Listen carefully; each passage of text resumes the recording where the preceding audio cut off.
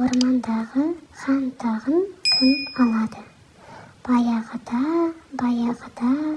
жап-жасыл ну орманда аң патшасы арыстан өмір сүріпті. Ол әділ, батыр, әрі дана болған екен. Бірақ бір күні арыстан қартаяды да орманға жаңа хан сайлау керек болады. Мен енді орманды басқара алмаймын. Енді менің орнымды сендерден біреу алуы керек, дейді арыстан бүкіл жануарларды жинап алып. Ол өзінің 3 шартын айтады.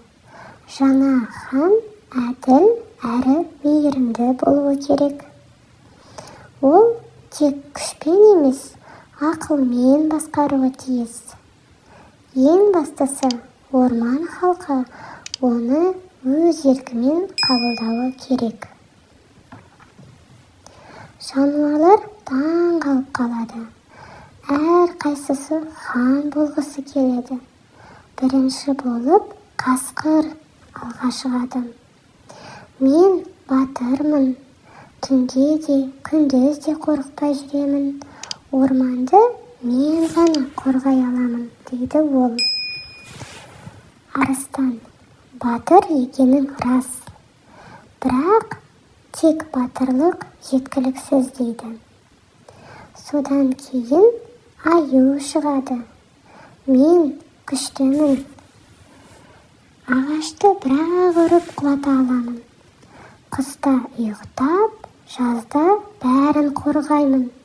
Мен хан болуым керек, дейді. Арыстан басын изейді. Күш жақсы қасиет, бірақ сен ашуыңды жеңе алмайсың, дейді арыстан. Содан кейін түлкі шығады.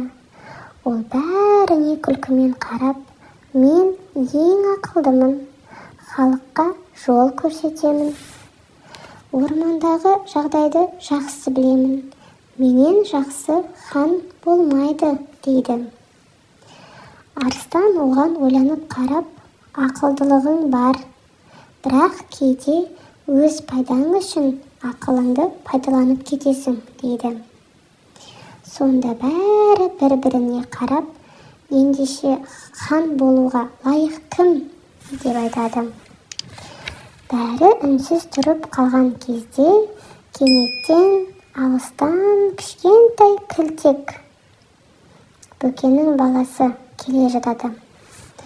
Ол ұялып: мен хан болғым келмейді, бірақ мен орманды жақсы көремін.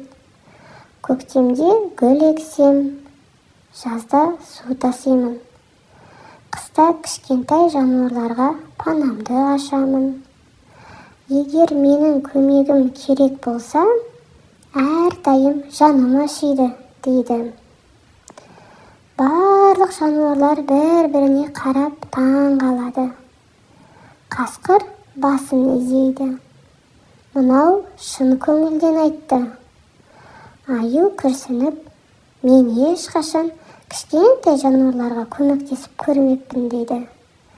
Түлкі ойланып: мен де кейде өзім үшін әрекет ететінімді мойындаймын, дейді.